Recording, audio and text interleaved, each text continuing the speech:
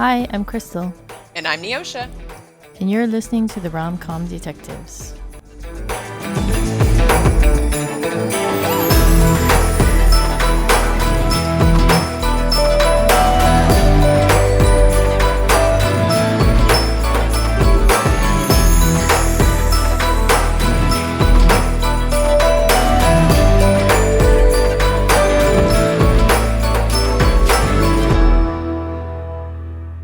Welcome to Rom-Com Detectives, episode 44, Look Who's Stalking. Today, Neoshia and I will be talking about the 8th episode of Castle Season 1, Ghosts. This episode originally aired on April 27, 2009, was written by Moira Kirkland and directed by Brian Spicer. I just wanted to mention really quickly for any people who maybe aren't caught up on our Mentalist unit that last week I was a guest on the TV Police, which is the Mentalist Rewatch podcast hosted by two of the cast members, Owen Yeoman and Tim Kang. So be sure to check that out on YouTube. I had a lot of fun doing it. All right, let's get into the case briefing on this one. The victim in this episode is Allison Goldman / Cynthia Dern. Her cause of death, it was drowning, yeah. I believe so. So she hit her in the head, then she threw her in the tub. And Yeah. when Lainey was doing the autopsy, it looks like her lips were black. So Yeah, she does say drowning, so that means I had put down accidental for the motive, but I think that's still right. it's like accidental / self-defense, but it does seem like she did kill her since she wasn't dead when she put her in the tub. Right.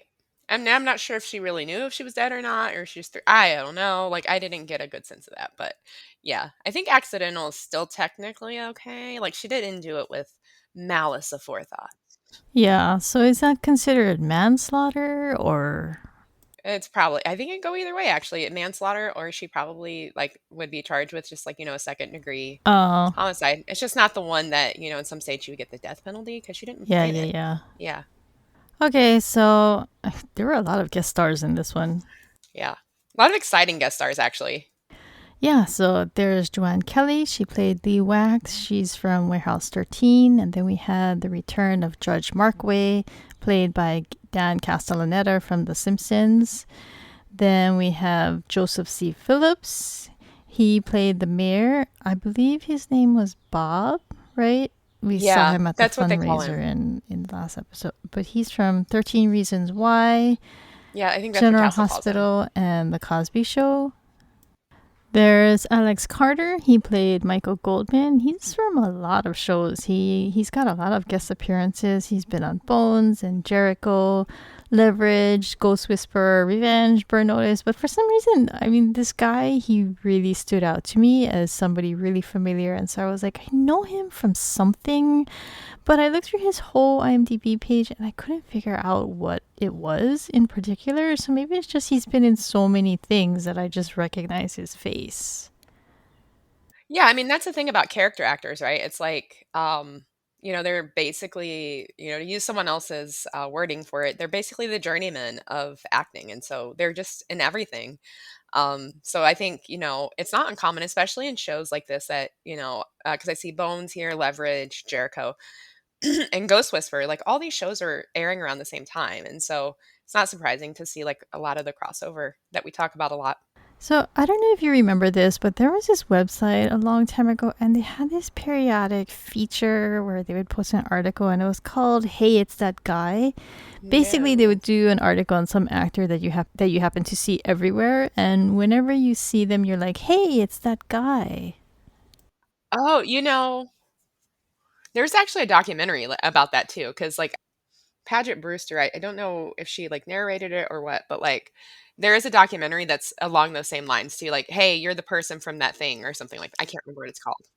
Yeah, that sounds similar. But yeah, I used to love that. And the one that I found funny was that there was Frederick Kohler. Yeah, why is that so funny, Crystal? Because he was in the episode of the TV Police that I did. He was in the episode I discussed with Tim and Owen, Flame Red. So I was like, hey, it's that guy again. And he kind of looked younger in this than he did on the Memphis. I mean, still kind of around the same age, but younger.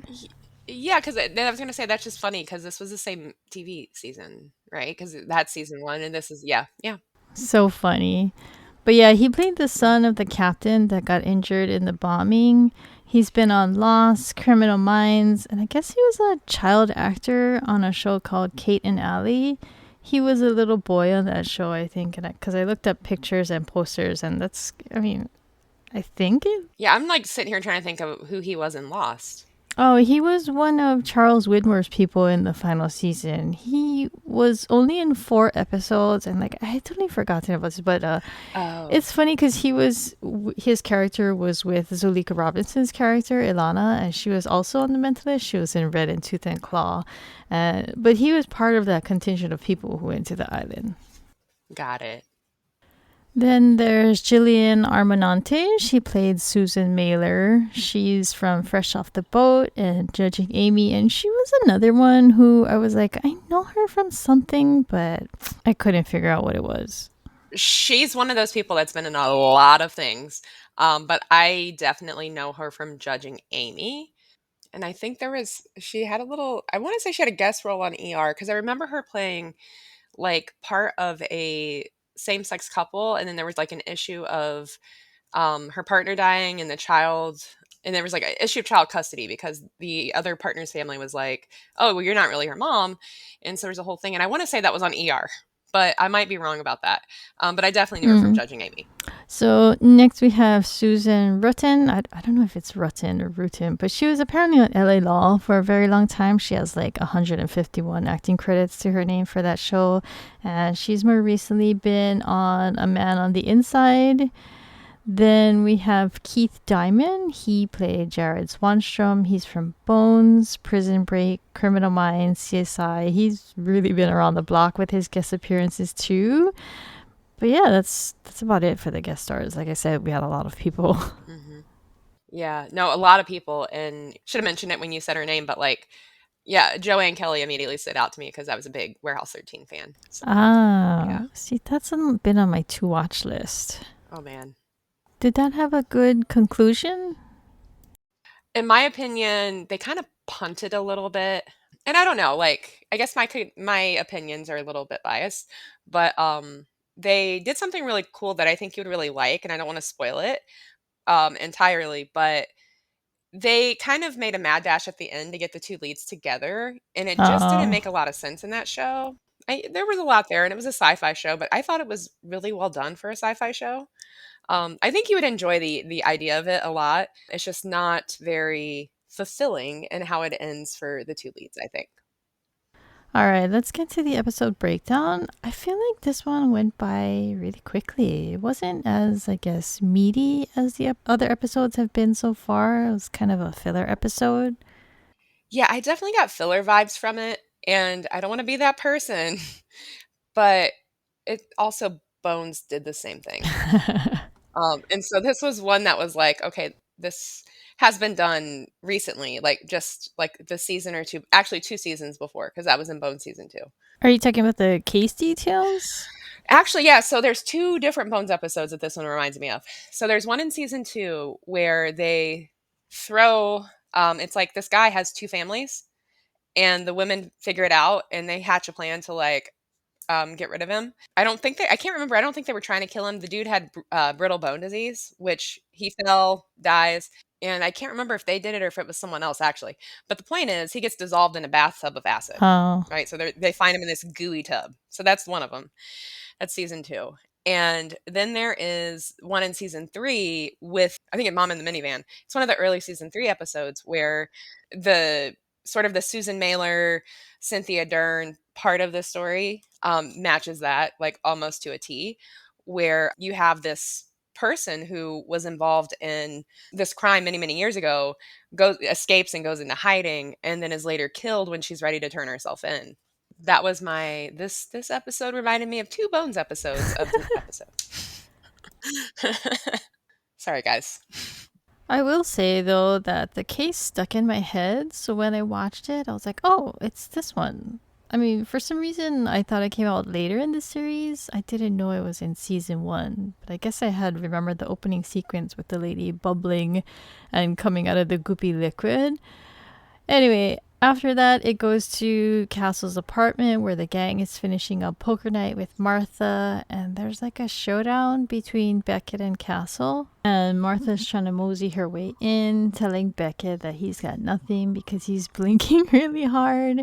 But Beckett goes all in, and she doesn't know that Castle actually has a full house. But he folds and he lets her have it. So that's when Beckett gets a call about the body. So they break up the game and they head out and go to the scene.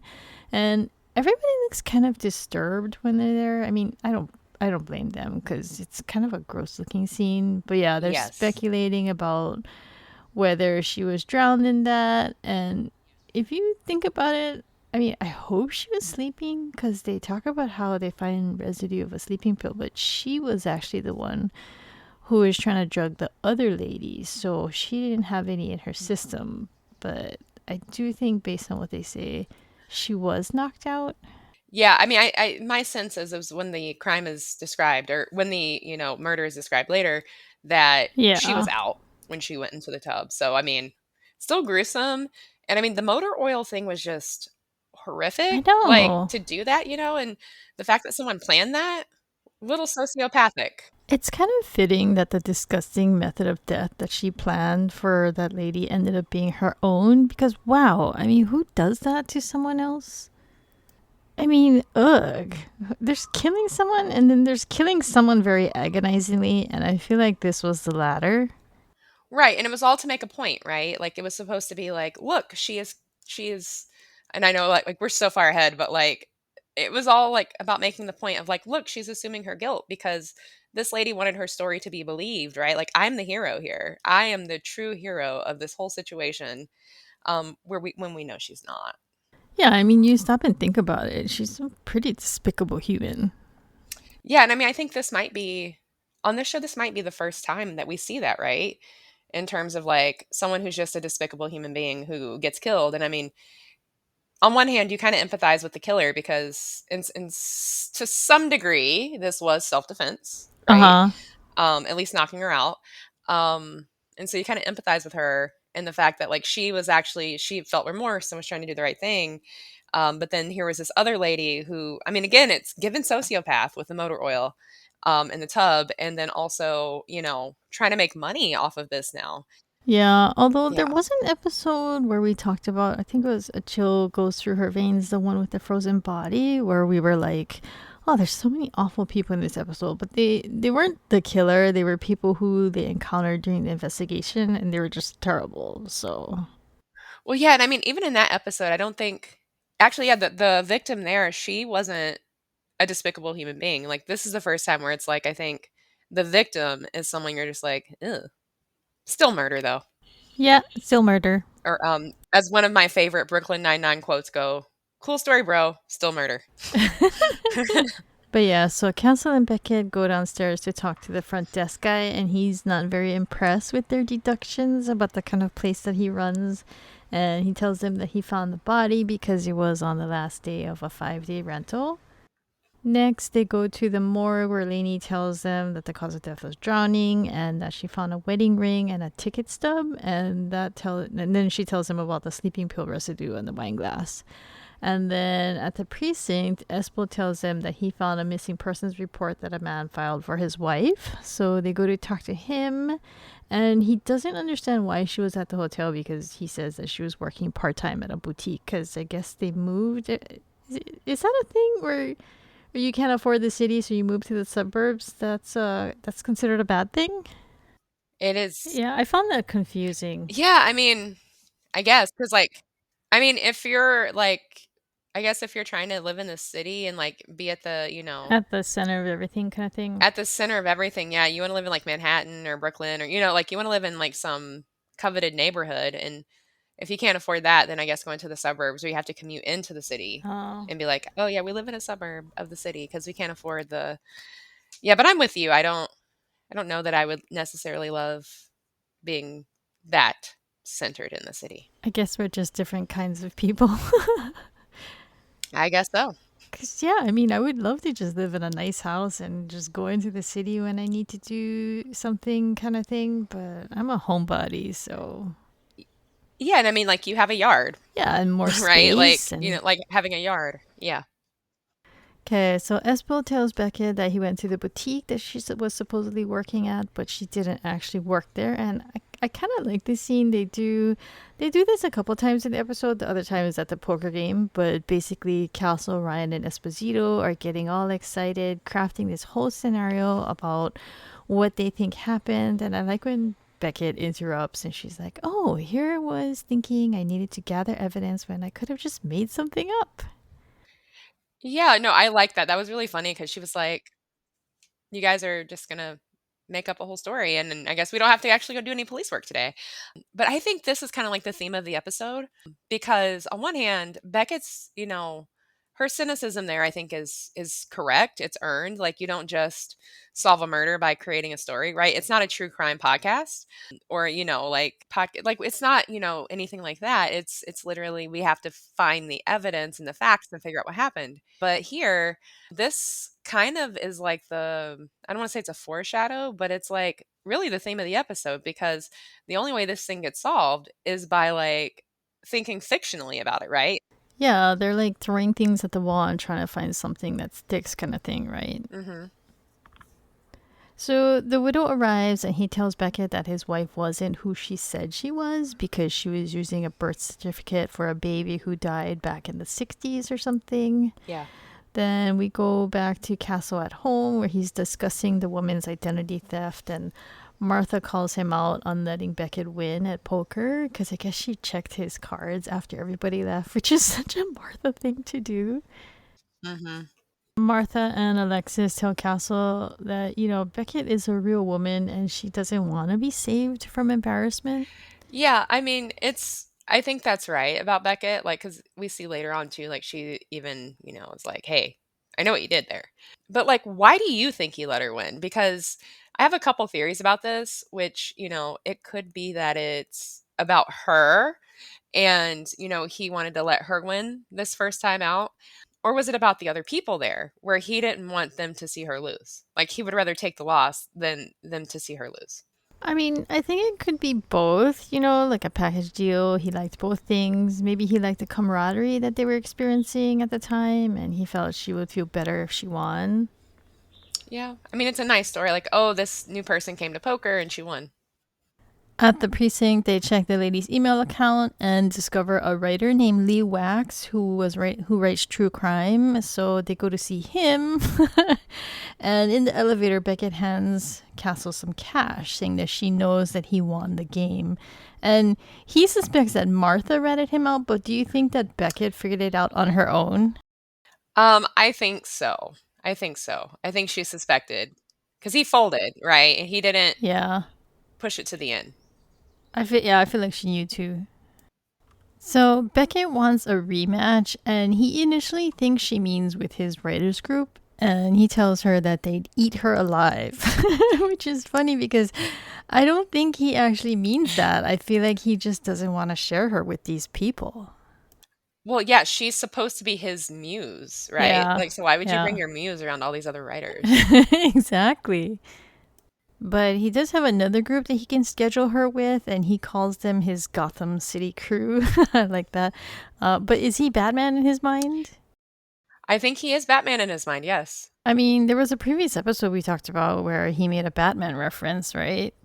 Yeah, it was last episode, right? Because he was like doing the whole like, Batman song and yeah. So I think that's his theme, Oh no, right? no, Is there was another one where they were in his office and she was yeah, Alfred or something. yeah. He's a rich vigilante. But Beckett knocks on Lee's door and it opens on its own, and they go inside and they find photos of Allison and her husband. Allison is the name of the victim as they know her right now. And then a woman enters, and I guess she was taking out her trash, and that's why her door was still open. She was carrying a trash can, right? Yeah.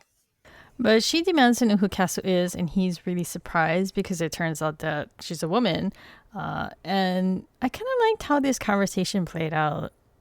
Yeah, so she's I gotta call my lawyer, right? Because they don't yet understand what's going on, and so she Yeah. is like, "I have to call my lawyer because you wanna talk about her." My lawyer said, "I need to talk to them before I talk to anyone else." And then that's when they reveal that she's been murdered. And then she tells him that she was ghostwriting her memoir, and Castle finds the wanted poster for Cynthia Dern, which tells them the real identity of Allison Goldman, who was a wanted eco-terrorist for a bombing of a boat back in the 60s. In interrogation, they've taken Lee in, and she fills him in on how there was a captain of that boat who wasn't supposed to be there, but he was paralyzed and burned terribly. And Cynthia had planned to turn herself in, but she contacted Lee to write her story. And we later find out she only did this to make money and gain sympathy, maybe just for her trial or something. That's to me absolutely diabolical, right? Like she wants the money, like she needs the money obviously for her family, but then she, wants the sympathy for her trial because eventually it's going to come out like who she is, right? Like that she's been living under this assumed name out in the open and yeah. Do we think that she was actually going to turn herself in, though? No. Yeah, because it doesn't seem like it. I mean, that was like the thing that Lee said, right? I think she used that to get the book deal. Yeah, I think so too. I mean, considering everything else and what kind of person she is, I think she would have gotten her advance and then like fleed across the country or something. Yeah, or even in that case, like it wouldn't necessarily be her turning herself in. They'd probably have to still go find her. But like I do believe the whole like, she wants to make herself look good for the trial, right? Because it's like, oh, in the book, like in all the public sympathy, sorry, from people who would have read the book and heard her story, which I think is really important that we finally get someone to actually say that out loud, like to sort of put a check on this idea that everything they know about the bombing is her story. Yeah, her version of things. So Lee mentions she's still gonna write the book, which surprises Castle. But I mean, they said earlier that she's a true crime writer, so true to that, she's like, oh, I can write about her murder now. So Beckett leaves the room, and then Lee wants to get an in with Castle, so she tries flirting with him. And I like that she was like, oh, is following her around your secret to best selling novels? But Castle takes her card. I guess he's open to the idea of using her if he needs to. And then it moves out to the murder board where Beckett and Castle are consulting with Montgomery and they discuss who would hold a grudge for 20 years. This makes them consider the ship captain, so that's what leads Beckett and Castle to go talk to the family. And he looked in pretty bad shape. He was still in a wheelchair. He had scars all over. And then they go and talk to the son, and that's who Frederick Kohler is.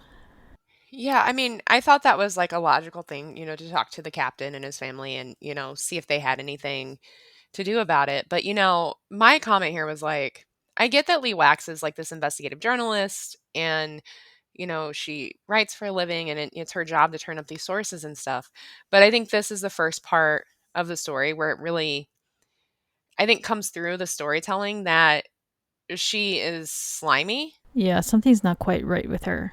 Yeah, because like, and that actor who played the captain, by the way, I thought he did a really good job with just the little that he had here. But he she's talking to these people like, oh, I'm trying to get the story of what happened and I want to know more without, at all being like, hey, so one of the people involved is I'm actually writing her story and this is Yeah. about her and I've been in contact with her even though like no one is supposed to know where she's at because obviously they wouldn't talk to her probably, right? Like they they would cut her off and it's slimy how she's like playing these people.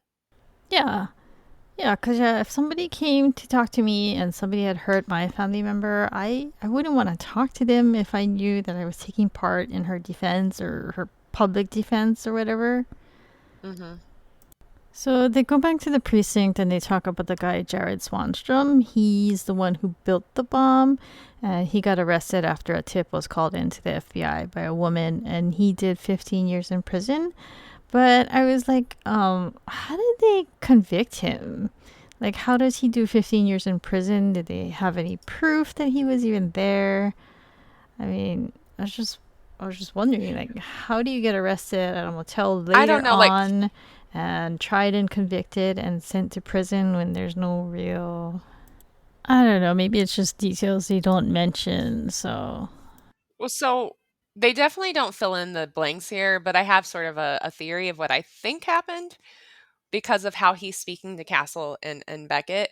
Um, which is sort of the point that we're coming to, which is he is incredibly remorseful. He knows the captain was injured, right? Like the guy came back early. Like they oh, had this whole plan of the captain's going to leave at this time. We're going to set the bomb. We'll have 3 minutes to get off of here. No one's going to die. We're just going to make a point. And so he's the bomb maker. And, that's his whole thing is like, we're just going to make a point. But then his bomb turns into not only injuring, like severely injuring and paralyzing this captain, but then also he believes he killed Susan Mailer, one of his friends and co conspirators. So, you know, confession then. yeah, I'm suspecting it was a confession. And I also think it was Cynthia who called it in because, he mentions that he was supposed to go to Canada with her, right? And they were supposed to kind of be on the lam together.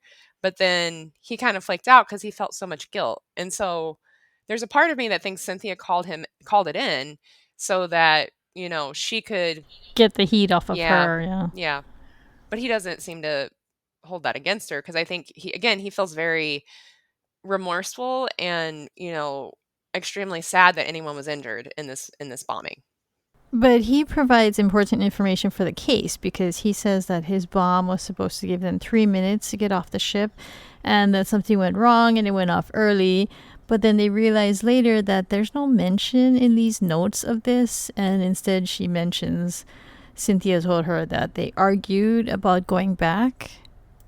Yeah, because that's the whole thing. So what we learn or what Cynthia's versions of the events are, right, is like she's trying to paint herself as the hero. Like she saw Yeah. the captain come back and she tried to go and save him, but Susan Mailer was like this crazed person who wanted the bomb to go off, so she wouldn't let her go back. And so Susan Mailer went back and then it went off early. I might have skipped a step there, but that's basically it. She's trying to put the blame onto Susan, the one who died, because, it kind of seems like, oh, well, she's dead. So Why not pit it on what am I her, gonna right? right, right. And who's to say I'm not the hero here? So in the morning, it kind of feels like a lot of days go by in this episode for some reason because there's a lot of next day kind of thing. But then Castle's reading at Beckett's desk and he tells her that he talked to Lee's publisher using his connections, and because the story wasn't salacious enough or sensational enough, they were going to pull the plug on the book. So now he suspects that Lee has been manufacturing drama so that she can keep her book deal. And then Beckett gets a call that Adam Pike's alibi fell apart. That's the captain's son. So they bring him in, and he claims that he didn't kill her, but he does confess that he figured out that Lee was in contact with Cynthia just because of the level of detail that she knew when she was talking to them, things that she could only have known if she was in contact with her. And so he followed her, and that's how he found Cynthia. And he tells them about blood money that she's been sending to them and claims that all he wanted to do was tell her that the money didn't mean forgiveness from them for what she did. Yeah, so I mean, I think, the thing with that is that's a really big deal here in this case in terms of like, now I think we have our biggest lead yet is that someone with remorse for what happened is sending this family money. And it's funny that Castle kind of thinks that this was Lee Wax and he's like screaming banging on the window like Lee Wax, it's Lee Wax. And I think in terms of why he thought it was Lee Wax, I mean, she's the only other person in this story that still makes sense so far because we don't yet have a concept of, maybe Susan Mailer didn't die. Yeah, so he I says just that after Adam tells Beckett that he found Cynthia, because he had followed her to that hotel and he was building up the courage to tell her off when the killer arrived and he heard them arguing and that it was a woman. So that's who Castle thinks that Lee Wax was, the one fighting with her at the hotel. But I was just like, well, why would Castle think that it's Lee Wax? Because Adam had already said he talked to her several times in interviews and yet he didn't recognize her voice. Instead, he just says, oh, the killer was a woman, instead of, saying it was a woman and I knew that voice. It was Lee Wax. I mean, yeah, that makes sense to me what you're saying, but I think it's just because given that, we don't yet know that Susan Mailer is alive. They haven't quite figured that out yet. Uh, Um, she's the only woman left, right? It's not Cynthia talking to herself. I guess. I also feel like maybe Castle is kind of quick to jump on Lee Wax because he's feeling some kind of weird, like, writer competitiveness with her. I don't know. What do you think? I mean, maybe. And also, too, I think he's starting to sense that she's up to no good or was up to no good or was playing both sides, however you want to look at that. And so I think he's a little suspicious of her. Yeah, because he's like, she's not an ethical writer. Maybe I'm just gonna suspect her for this. Because, I mean, Castle does have good instincts, but he also has biases. This is just making me think of something I watched on TikTok this morning, or this question anyway, that I have, which is like, how ethical is it to do something like this, right? Because I get, wanting to explain what happened. And there's all this conversation, even right now, I think around true crime. And, because there's many true crime podcasts, YouTubes, some are more popular than others. Yes, some of them are bringing awareness to really important issues and cases that have been overlooked. But, there tends to be a lot of speculation, right? In terms of like, here's who did it. Or, like the police were just so dumb they couldn't solve this case. And it's like two people sitting there with like documents who are like, yes, we have solved this case because we can intuit what happened, even though the people that looked at the evidence couldn't. And that's not to say, right, that, the police are never wrong, but there's just like all of these dynamics, and oftentimes, and this is something I appreciate about this episode, but oftentimes you miss sort of that human element of, what the crime was and how this crime actually touched the lives of real people, some of whom are still alive. And it's very rough. And the thing I saw on TikTok actually has nothing to do with true crime. It just makes me think of that because on one hand, Lee here is writing about, a crime, and I don't know how much she cares about ecoterrorism. I don't get a good sense of her character in that way. But, you know, writing about something that an issue that you're passionate about, and then just sort of going into, write more and try to find more sources and, really wanting to make it interesting and at some level doing some kind of advocacy probably. In Lee's case, like probably the end result here is like, should Cynthia Dern have to face prison time because she's such a good person, according to her? I think it can make people do things that ordinarily they wouldn't do. But at the end of the day, I think we have to think about the ethics of something like that. So the ethics of, what's being done to this poor family, the captain and his family, because like I imagine he's never had a peaceful day since this bombing. And his family has suffered greatly. And even the mom is like, Adam has had to start working as a teen and he's been chipping in as much as he can since he was a teen. And just the point of like, it is good to get these, I think, not all investigative pieces are bad. And it's good to sort of get the information out there and to learn more and allow people to sort of make their judgments based on the evidence. But also, a lot of times we forget that these are very real human beings who were harmed in the making of the book, right? And not that the author themselves harmed the people, but the events, the salacious event that's at the center of the book killed someone, right? Or we thought killed someone, at the very least paralyzed and injured someone here. Yeah, and it's like she's capitalizing on that. So, in a way, she's like re injuring them somehow. And it's all for, it turns out, this crazy lady to earn money and a better reputation. Yeah. Next, we go to Castle's poker game. That's the Gotham City one. And I like that Beckett is kind of thrown here because they start doing the whole speculation thing that the guys were doing earlier. And this time she can't be snarky at them because they're not her subordinates. I mean, one is the mayor, one is a judge, and another is Montgomery. So the only person she can really snark at is Castle, but she can't necessarily do that either in front of everyone else. So she just kind of awkwardly says, "Oh, we don't have to discuss the case," but she just has to, in the end, let them roll with it. And they actually come up with a scenario that kind of makes Mhm. sense where they think that it was the other way around and maybe Cynthia ran to save herself and Susan tried to disarm the bomb and died as a result. And then a comment from the mayor makes Castle realize, oh, maybe she's not actually dead and maybe she got thrown free and survived. And with that little nugget in their minds, they go and talk to the guys the next day. And they mention no one with burns were admitted to area hospitals at the time. So they go back to see the Pikes, and the mom has saved all the envelopes that the money came in, and she mentions that the money came in different amounts each time. So that that kind of gives you a look into. Turns out it was Susan Mailer.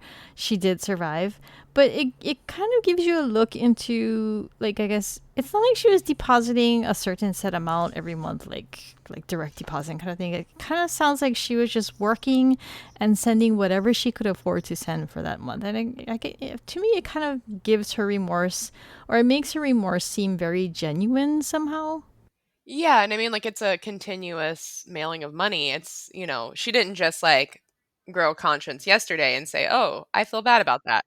Yeah, she's been sending money for years, so looking at the envelopes, they figure out that she was all over the place at first, but then I guess she settled in Pennsylvania. So they head up there, and I guess it's a small town. But did you notice the grainy transition footage of the town? It looked Yeah, like really old stock footage. But they go up there. I don't know. I guess they drive. How far is Pennsylvania from New York? not that far. It depends on where, but like it's not that far. But yeah, so they talk to the postmaster. He does not recognize Cynthia's current photo, like her Allison Goldman photo. So they show him an old photo of Susan Mailer, and they tell him that, oh, she probably has scars, and this was 20 years ago. And so that leads him to mention Mary Wright, who sends a money order to relatives in New York once a month, which is a pretty glaring clue. But so they track her down and bring her in, and she's got scars all over her neck, and she confirms that she was thrown clear in the explosion, and she survives with the help of a med student. And I mean, geez, that is some med student, because she looks really bad. Like, she had extensive burns, so I can't imagine what that lady went Yeah. through with someone just nursing her at home, because her burns look like someone who 100% belonged in a burn unit for weeks. Yeah, for sure. And I mean, like, because that was sort of the story, right? Was like she was incinerated in the bomb. And so, like, that gives you an idea of how sort of strong that blast was, that they thought she would have just been incinerated, I guess is the best word to not get graphic. But yeah, so yeah, she was injured quite a bit. But like, she left everybody behind. She didn't even contact her parents, and I guess that's why it was so believable that she was dead. But then she heard about Cynthia's book, because Lee, and I think Castle calls Lee on this, but she wasn't supposed to let on that she was talking to her, but she did anyway because she wanted to verify her story, which, I mean, it's fair, because if you're going to ghostwrite a book, you want to check to make sure the person you're writing for is legit, right? But she reveals that she went to Cynthia at that hotel, and she realized that she was planning to kill her. We mentioned earlier in the episode that she was going to drug her and then put her in the bathtub with the motor oil and stage her suicide. And instead, they fought, and she hit her head on the sink, and then she was just done. She just wanted to be over, so she stuck her in the tub. So she did kill her, but I don't know. I feel like, I guess I just felt sympathy for her, basically, even though she's the killer in this one. Yeah, I mean, definitely a sympathetic person. And I just threw her in her tub because I wanted to be over. Again, I'm not sure. I mean, that kind of seems like she knew she wasn't dead. I don't know.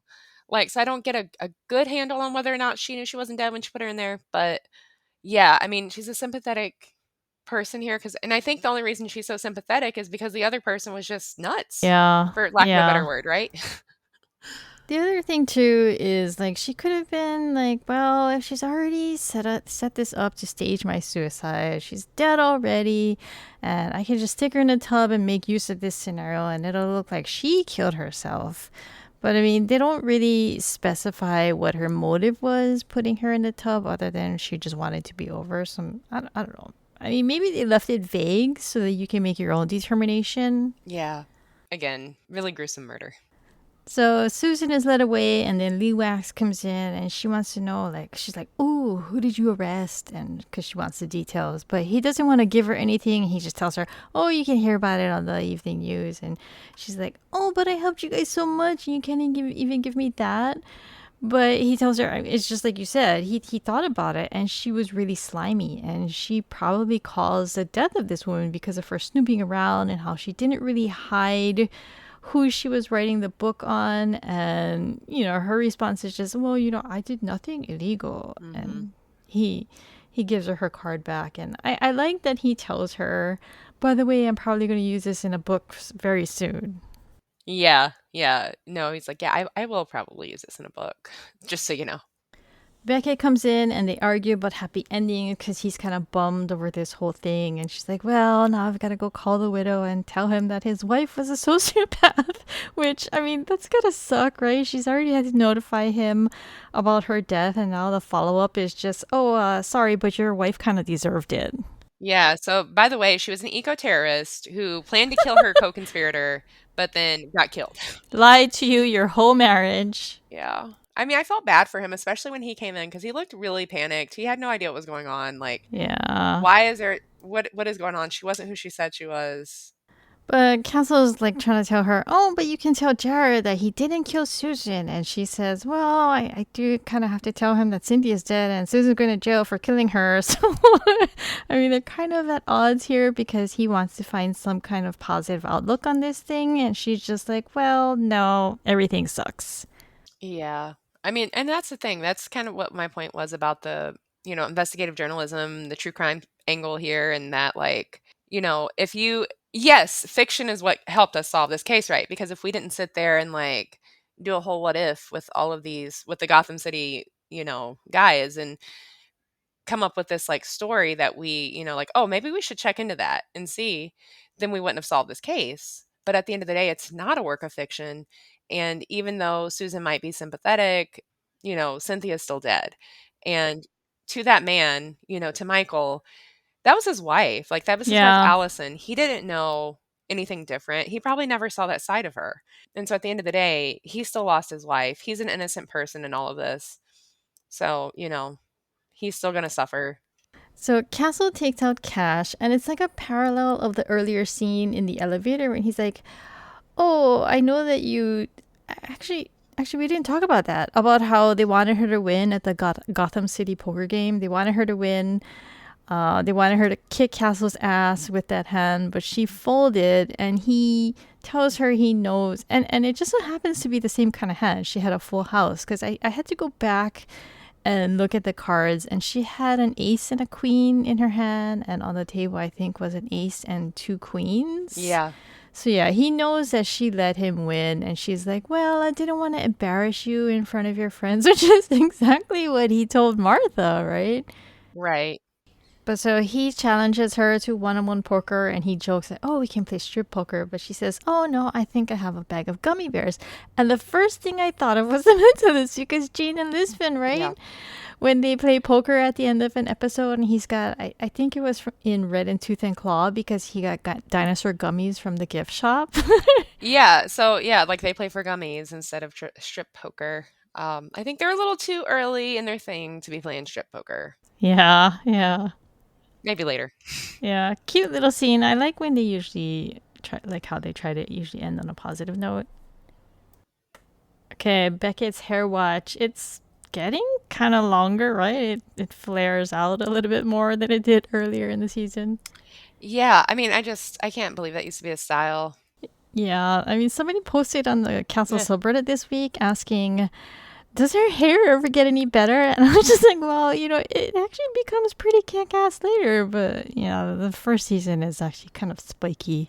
Well, also, too, I mean, I think we're in a period of transition with a lot of these, like, TV shows, because I don't know if you've noticed this, but I certainly have. In terms of, like, hair for actresses and like female characters, because I don't know if that's actually Stana Katic's hair in the later seasons. I mean, it doesn't matter. It doesn't matter. It's in her I head. mean, I guess it could be a wig.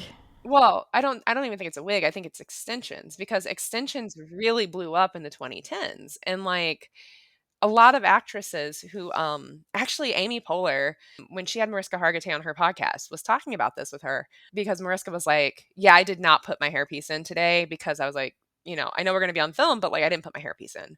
Because a lot of actresses, like, they definitely will like supplement their own hair because like I mean just honestly everyone's hair is different. I know, like I'm not trying to say everyone has thin hair, but to sort of get the look that they need, to have all the curling going on and to have all the volume that they need for these shows or that we see on the shows, they have to add hair. And so I kind of wonder if in the later seasons that she added hair to her own. But I mean, she does look like she looks like she has like a good amount of hair. So maybe, I don't know. Like, I don't know. And it doesn't matter, right? Because it's in her head, so it's hers. But so I'm not trying to, no one say, hey, why are you talking about women's looks? It's not what I'm saying. But I am saying, like, I think, the longer, the more like curled, and she gets blonder, right? Like over the seasons, her hair gets lighter and lighter.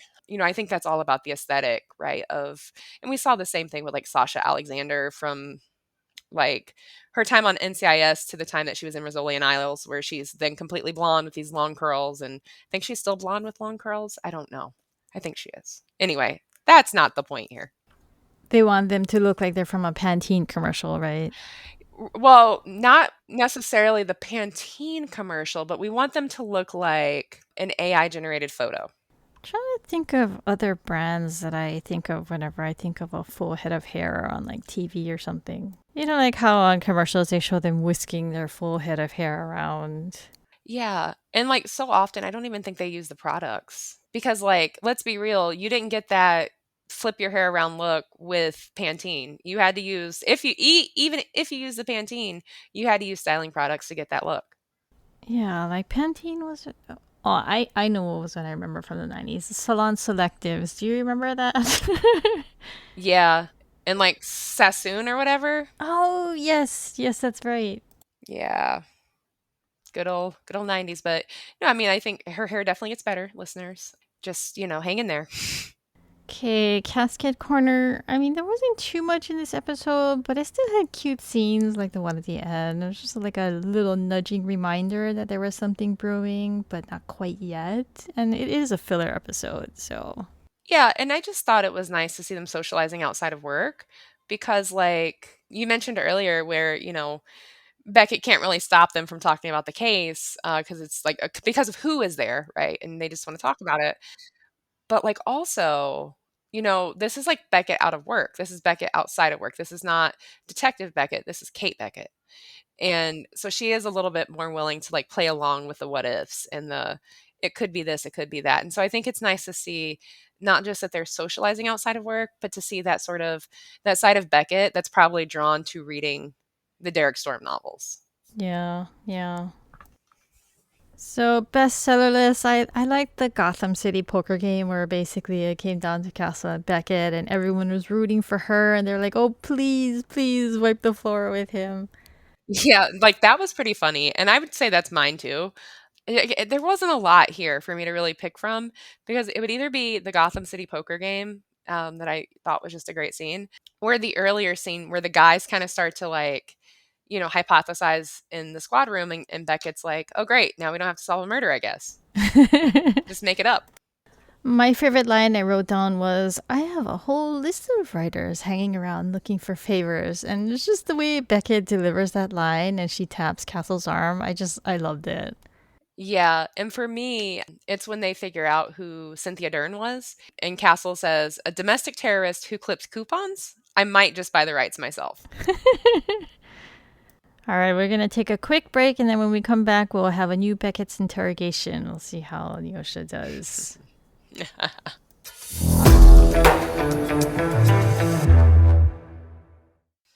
Okay, we're back with a new Beckett's interrogation, and I do want to say that I was very amused because I hosted a watch party for the episode of TV Police that I was on, and when we got to the part where I was going to ask a quiz question, Yosha in chat was like, because, I mean, were you displeased to learn that there was going to be a quiz question? I was just like, quizzes? No. I have given you quiz trauma. Okay, so the way this works is I'm going to ask 5 questions of increasing difficulty about the episode we just discussed, and you'll have 5 seconds to come up with the answer. And I do want to say in advance that this one is actually kind of hard. Oh, man. But good luck. All right. Question 1. What does SRO stand for?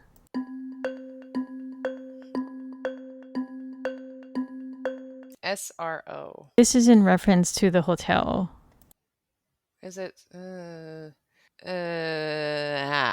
Ooh. Hmm. I bet it has something to do with what they think goes on at the hotel.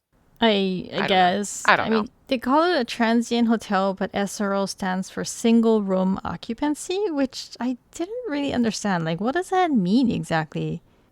Oh, like one person to a room? I don't know. I mean, she says like single room occupancy, but like, I don't know. I mean, do most people book two rooms? I don't understand what she means. Yeah, or does it mean like there's just one adult in the room? I don't know. Yeah, I don't get it. Okay, question 2. What type of poker do Castle and Beckett play at the end?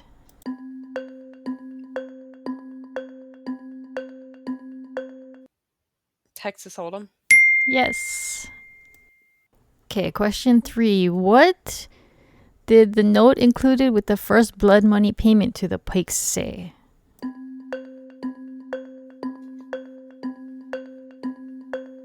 I think it said something like, I'm sorry. It said, please forgive me. Okay.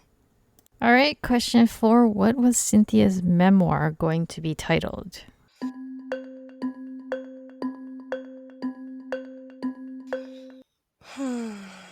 We get a very brief look at the front cover of the manuscript. That's where I got this from. I think it's in Lee's apartment, right? I don't remember. It's where Castle finds finds her whatchamacallit, her not her I was gonna say screenshot, that's not what it's called. Her wanted poster, Wanted but poster. yeah, I don't remember what the book is called. It's Lost Cause, Lost Lives. Okay. Although I'm not really sure what the lost cause. Oh, I know. It's because of the ecoterrorism. So, Yeah. okay. Yeah, that fits. Okay, question 5. What brand of motor oil is used to drown Cynthia?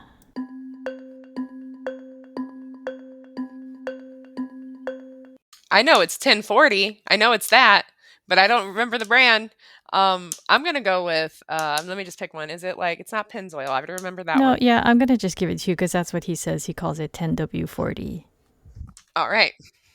Okay, and bonus question, and this one's not too bad. How long were the two women supposed to have before the bomb went off?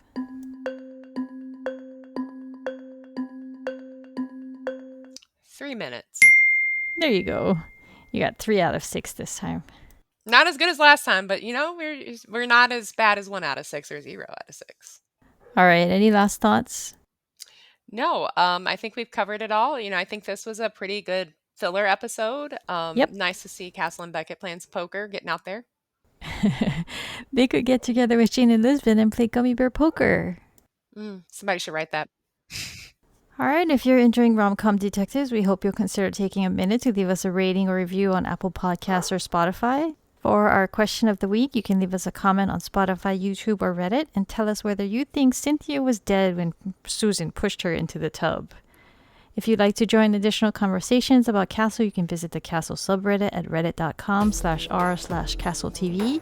To contact me and Neoshia, email us at host@romcomdetectives.com. You can follow us on Instagram, Threads, or Blue Sky at romcomdetectives, or leave us a voicemail or text message at 1-650-733-XOXO or 9696. This episode of Rom-Com Detectives was recorded on December 3rd, 2025.